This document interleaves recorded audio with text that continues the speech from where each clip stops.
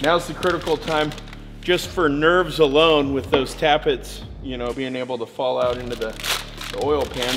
We want to get this process done and turned around as quick as possible.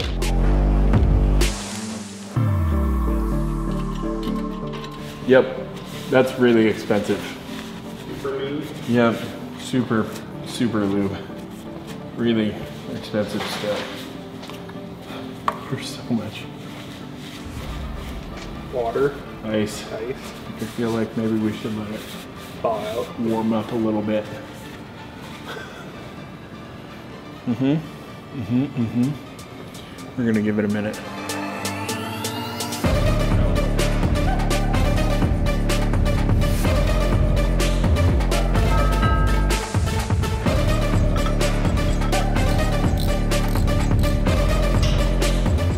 Camshaft's done.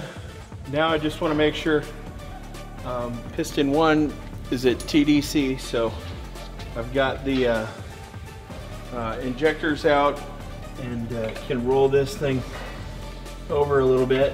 There it's going down. There it's coming back up, going back down. Cool. So we have it at TDC.